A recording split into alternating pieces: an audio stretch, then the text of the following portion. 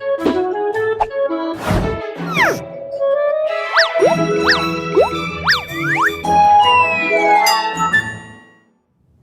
sejahtera dan salam bahagia pelajar-pelajar sekalian. Terima kasih kerana masih menonton ITTV, saluran pendidikan anda. Saya, Cikgu Siva Ramana, akan mengajar subjek ekonomi untuk tingkatan 5. Pelajar sekalian, dalam subtopik sebelum ini telah Cikgu ajar apakah yang berkaitan dengan jenis-jenis cukai dan juga bagaimana jenis cukai dipungut dari segi hasil cukai dan hasil bukan cukai. Walaupun dari segi pungutan cukai merupakan pendapatan untuk negara, di manakah perbelanjaan ini dibelanjakan? Sebab itulah, dalam subtopik kali ini, cikgu akan mengajar jenis-jenis perbelanjaan yang terlibat bagi sesebuah negara untuk negara kita, terutamanya Malaysia. Mari kita lihat pengenalan berkaitan dengan subtopik pada hari ini.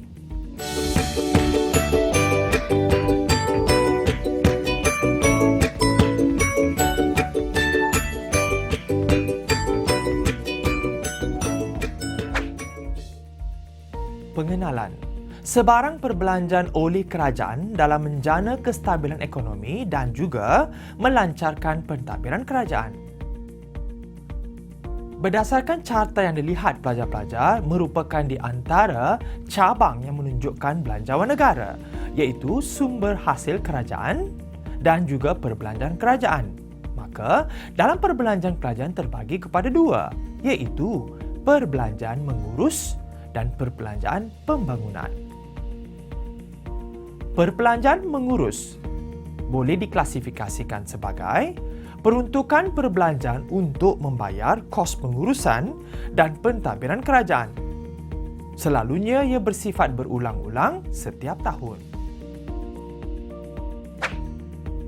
Pelajar sekalian, apa yang dimaksudkan dalam perbelanjaan di sini dapat dibagikan kepada dua, iaitu perbelanjaan mengurus dan perbelanjaan pembangunan. Perbezaan di antara kedua-dua perbelanjaan ini dapat dikategorikan mengurus merupakan sebarang aktiviti perbelanjaan untuk menjana pentadbiran pada harian. Manakala perbelanjaan pembangunan pula berbeza. Ia merupakan satu aktiviti ataupun perbelanjaan berbos negara untuk pembangunan ekonomi. Itulah yang dapat diklasifikasikan di antara kedua-dua jenis perbelanjaan. Mari kita lihat huraian seterusnya. Di bawah perbelanjaan mengurus pelajar-pelajar, terdapat pelbagai jenis perbelanjaan bagi sesebuah negara. Di antaranya ialah emolument ataupun dipanggil gaji atau upah, merupakan perbelanjaan untuk pembayaran gaji kaki tangan kerajaan. Yang kedua, pemberian dan serahan kepada kerajaan negeri, iaitu dari kerajaan pusat ataupun kerajaan persekutuan kepada setiap negeri yang ditadbir dalam sesebuah negara.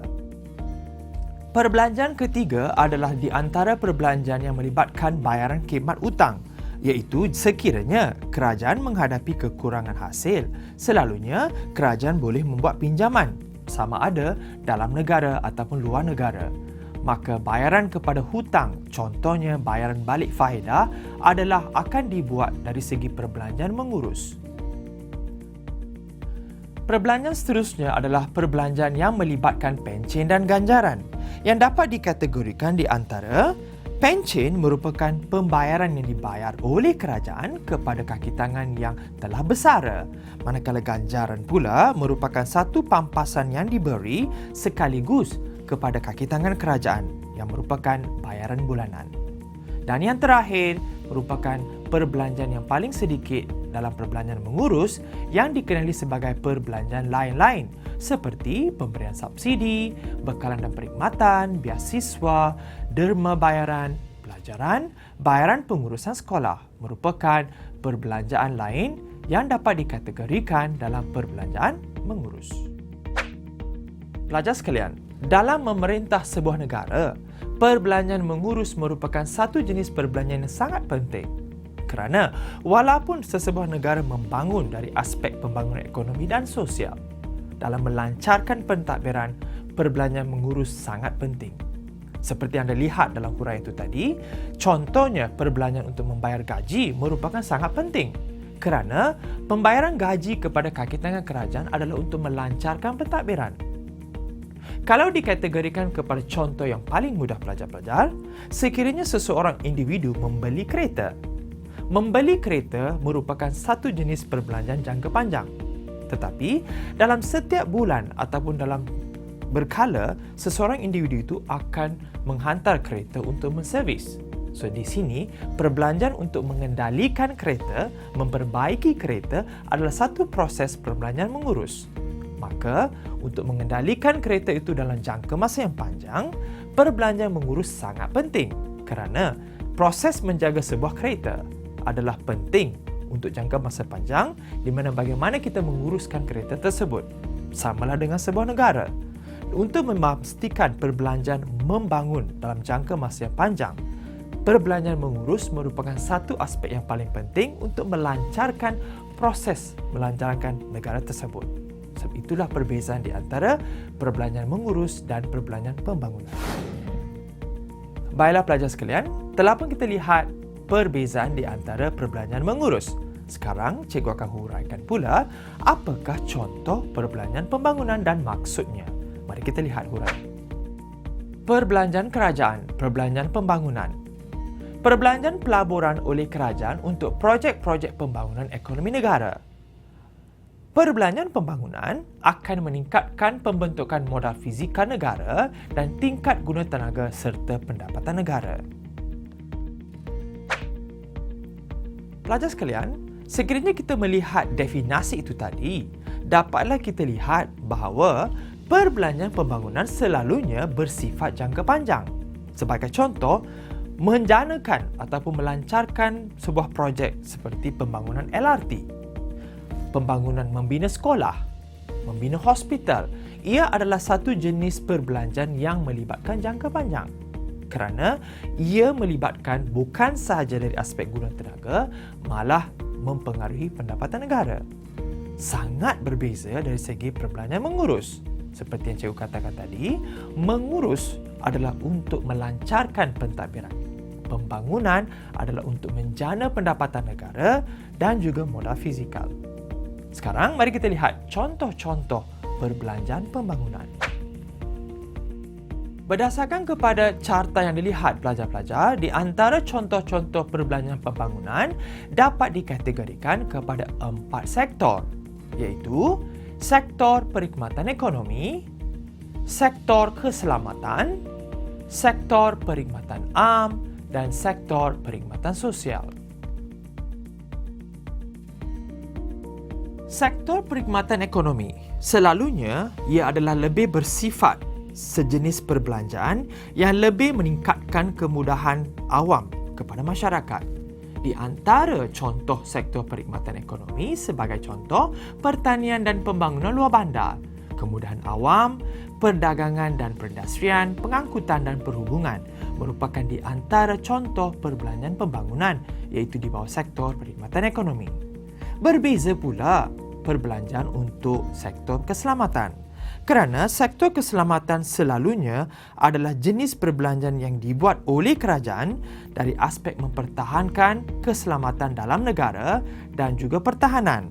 Selalunya, perbelanjaan seperti pembelian aset-aset tentera seperti kelengkapan peperangan, senjata api, di sini merupakan di antara perbelanjaan sektor keselamatan yang merupakan satu jenis perbelanjaan yang sangat penting untuk jangka panjang.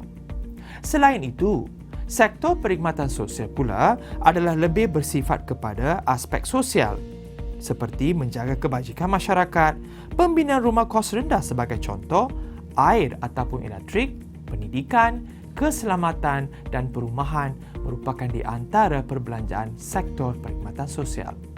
Dan perbelanjaan yang paling sedikit dalam sektor perbelanjaan pembangunan dipanggil sektor perkhidmatan am.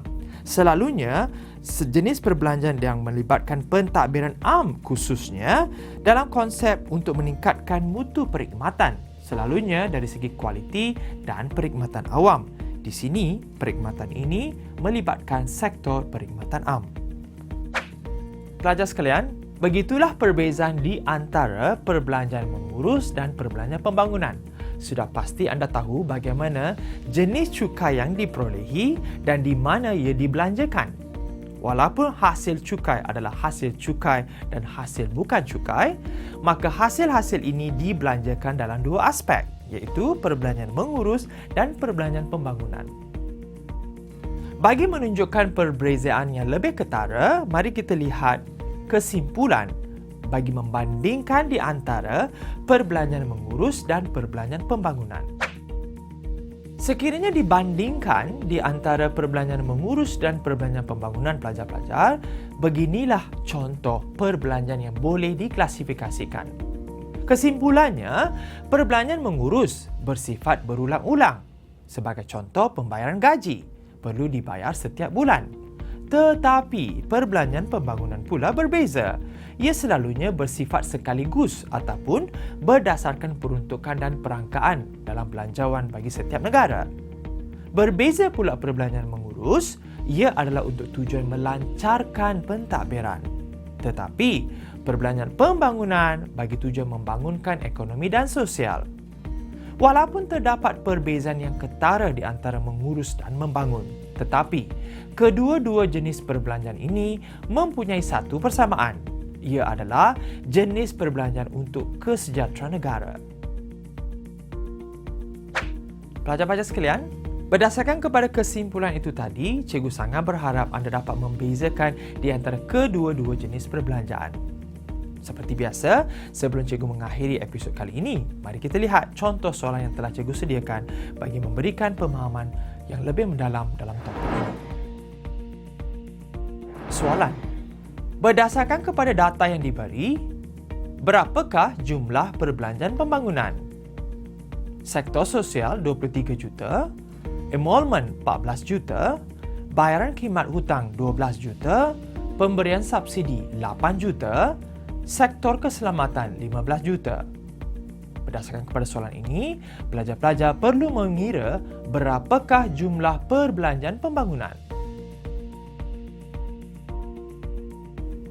Adakah anda berjaya boleh menjawab soalan itu tadi, pelajar-pelajar? Mari kita lihat jawapannya. Berdasarkan kepada butiran yang diberi, anda perlu membagikan kepada dua, iaitu sama ada perbelanjaan pembangunan atau perbelanjaan mengurus. Sudah pasti, sektor sosial, perbelanjaan pembangunan. Enrolment, perbelanjaan mengurus. Bayaran khidmat hutang, perbelanjaan mengurus. Pemberian subsidi, perbelanjaan mengurus. Dan sektor keselamatan merupakan perbelanjaan pembangunan. Maka nilai 23 juta dicampurkan dengan 15 juta, maka anda akan mendapat jawapan 38 juta. Maka jawapannya ialah RM38 juta. Pelajar-pelajar sekalian, telah pun kita sampai ke penghujung rancangan untuk episod kali ini. Cikgu sangat berharap segala ilmu yang telah cikgu berikan memberikan pemahaman yang baik untuk anda menjawab persoalan dalam peperiksaan dan juga latihan. Sehingga kita berjumpa lagi pada episod yang akan datang. Salam ceria dan jumpa lagi.